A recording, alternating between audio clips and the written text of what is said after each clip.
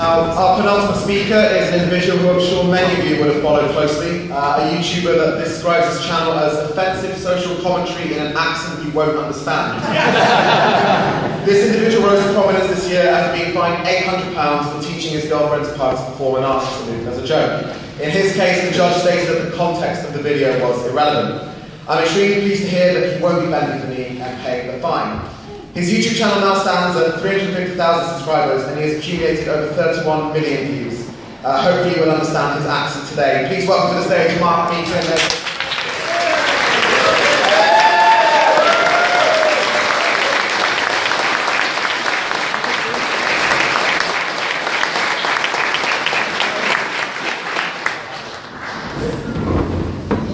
You may hear a series of thuds when I start to speak. That's the PR officers fainting because they've just realised they forgot to ask me for a copy of my speech so they could proofread it first.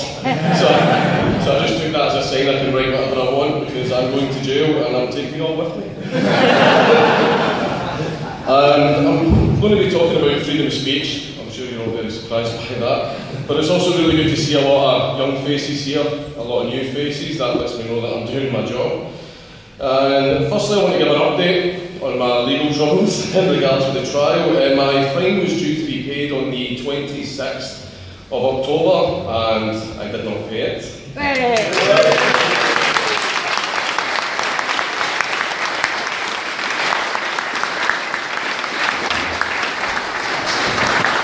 And so, after that day, I was basically waiting for the police to come to the door. 2 days pass, 3 days pass, 4 days, and then a week, and I'm starting to feel like maybe they've forgotten about me. So I phoned them.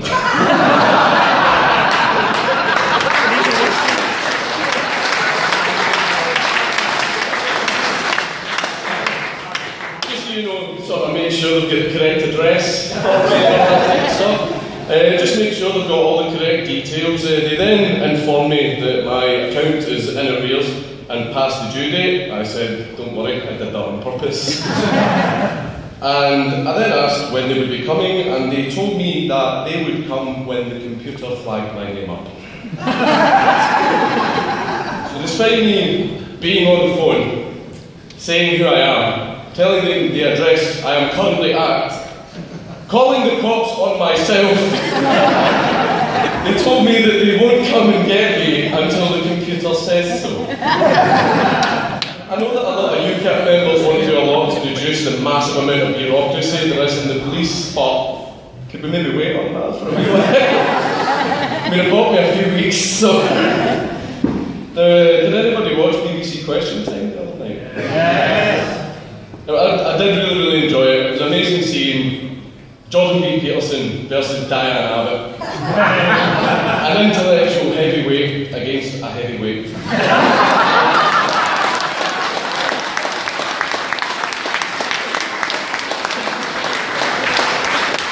I did thoroughly enjoy many of Diane Abbott's comments. One of the reasons she gave for justifying restriction of speech is due to some of the horrible emails that she receives, and I don't doubt for a second that Diane Abbott doesn't receive horrible emails. I'm sure a lot of them are terrible. I just think we should maybe not strip away the rights of people just because some boomer doesn't know how to manage their email inbox.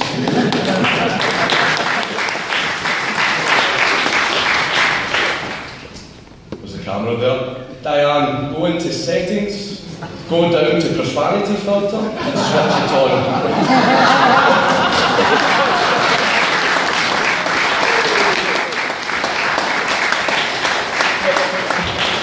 It filters out all the rude emails. I would just much rather you did that instead of stripping away the rights of 66 million people.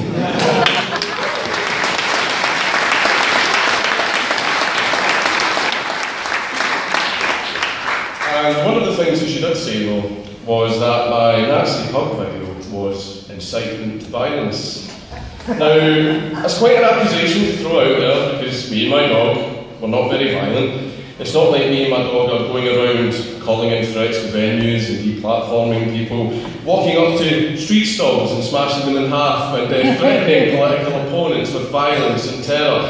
I mean, it's not like, well, they're killing me at the same time that we are the good guys. It's not like I am the president of Stand Up to Racism, the modern day version of the brown shirts.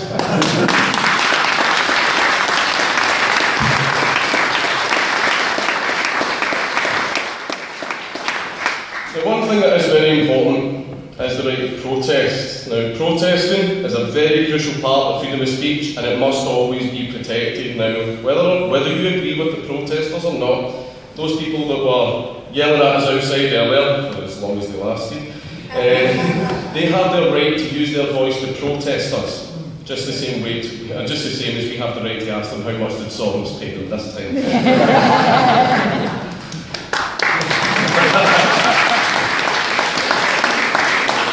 But when people try to take away another person's right to speak through fear, intimidation and violence, that is a model for tyranny, and we are seeing more and more groups start to adopt that method. And the reason that they adopt it is because in debate, their ideas don't win. Because their ideas are shit, apparently.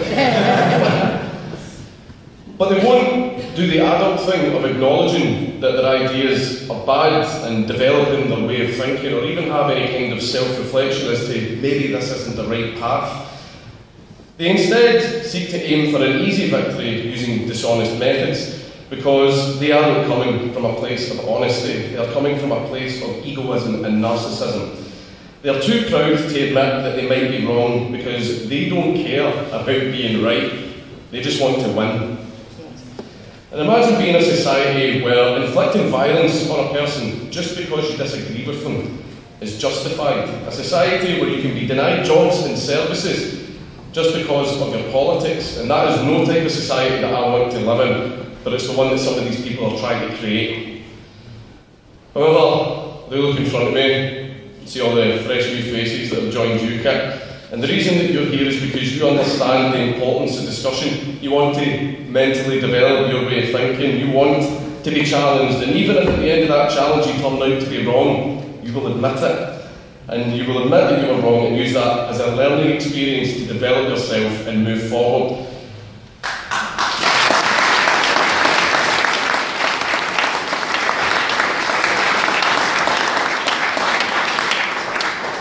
You want to have discussions with your political opponents, not silence them. You want freedom of speech for everyone, even the people that you don't like and disagree with.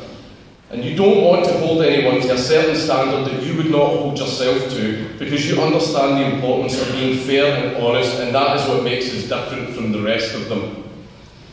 And you are open for discussion, debate, and you are open and happy for anyone to have a platform. You overall believe in freedom of speech and therefore a free society, and you're the next generation that will be taken over after all the boomers die. And that gives me hope. Remember, fairness, honesty and integrity is what makes us different from the tyrants.